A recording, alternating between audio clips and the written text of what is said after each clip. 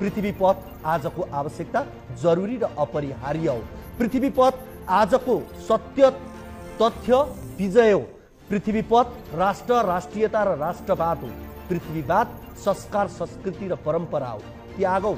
माओ Lenin Stalin Luther गोन्जालो पथ अपनाऊ पृथ्वीपथ। पृथ्वीपथ हाम्रो मौलिक हो। त्यो पथमा न बेचिन्छन् खोला नाला, न बेचिन्छ जनता, न हुन्छ भ्रष्टाचार, न हुन्छ अपराध। राष्ट्र निर्माता पृथ्वीनारायण शाहको दिव्य उपदेश आजको आवश्यकता हो। पृथ्वीनारायण शाहलाई नचिन्नु र पृथ्वी विचार नबुझ्नु हाम्रो दुर्भाग्य हो। राष्ट्र निर्माताको फोटो कुल्चने र थुक्नेहरूको मानसिक स्वास्थ्य लाभको कामना गर्न बाहेक अहिले केही पनि गर्न सकिँदैन। पृथ्वीनारायण शाहको अस्तित्व घाम र जुन रहेसम्म रहन्छ, मेटाउन खोज्नेहरू आफै मेटिन्छ, यो सत्य हो। राष्ट्र निर्माताबारे म खुलेर बोल्ने गरेको छु। व्यक्तिगत रूपमा न मलाई कुनै वादसँग सरोकार छ, कुनैसँग सरोकार छैन।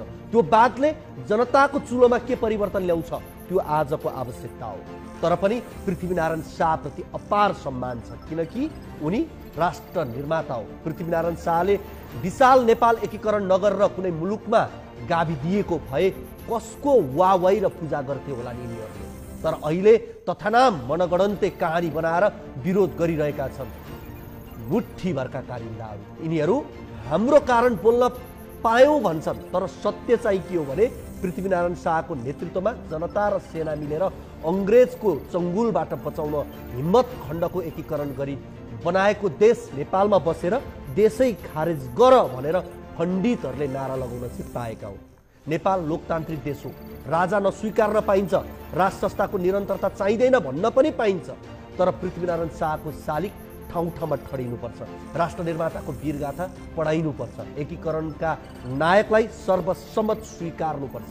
ज्ञानेन्द्र शाहसँग हजार विमति राख्न पाइन्छ, तर पृथ्वीनारायण शाहलाई गाली गलौज र तुच्छ शब्द प्रयोग स्वीकार्य हुँदैन। पृथ्वीनारायण शाहलाई बिर्सिएको जस्तो आयातित अभिनय गरेर कतिन्जेल भ्रममा रमाउन सकिएला र जनताको अभिन्न आस्था छ पृथ्वीनारायण शाहप्रति।